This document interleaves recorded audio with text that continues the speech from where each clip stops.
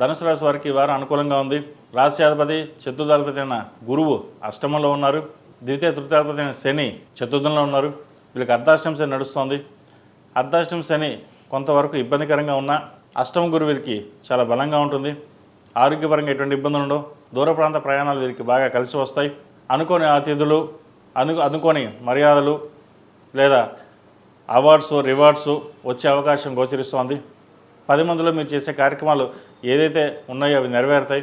ఎప్పటి నుంచో వ్యాపారపరంగా ఇబ్బంది పడుతూ మధ్యలో ఆగిపోతున్న పనులు ఏవైతే ఉన్నాయో అవి ఈ వారం పూర్తవడం లేదా మొదలవడం జరుగుతుంటుంది.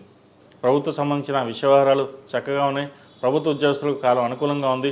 ప్రయాణాలు ఎక్కువగా చేయవలసి వస్తుంది. వచ్చిన అవకాశాలని సద్వినియోగపరచుకోండి.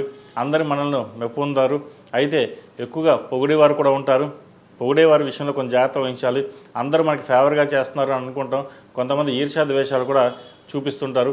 వాటి విషయంలో జాగ్రత్త వహించండి. ఎవరు మనవారు ఎవరు పరాయవాలో ప్రతి ఒక్కటి క్షుణ్ణంగా పరిశీలించుకుని ముందుకు వెళ్ళడం చెప్పదగినది. ఈ రాశిలో జన్మించిన విద్యార్థులకు కాలం చక్కగా ఉంది.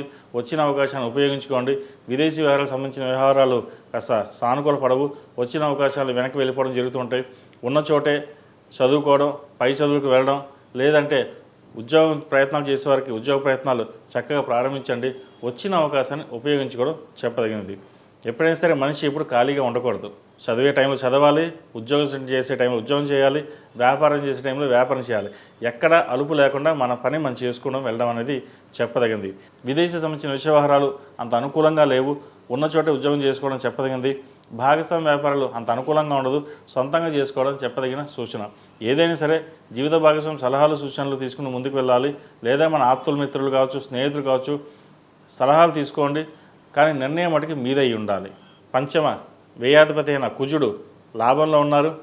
భూ సంబంధించిన వ్యవహారాలు వీరు చక్కగా అనుకూలిస్తాయి. భూమి కొనుగోలు కానీ, ఫ్లాట్ కానీ, ఇల్లు కానీ, విల్ల కానీ కొనుగోలు చేసే ప్రయత్నాలు ఏదైతే ఉందో అది ప్రారంభించండి. మంచి ఫలితాలు గోచరిస్తాయి. ఈ రాశిలో జన్మించిన వారికి కలిసి వచ్చే సంఖ్య 2, కలిసి వచ్చే రంగు తెలుపు. ఏదైనా పని మీద బయటికి వెళ్ళేప్పుడు సోమవారం కానీ గురువారం కానీ వెళ్ళండి. మంచి ఫలితాలు సంప్రాప్తిస్తాయి.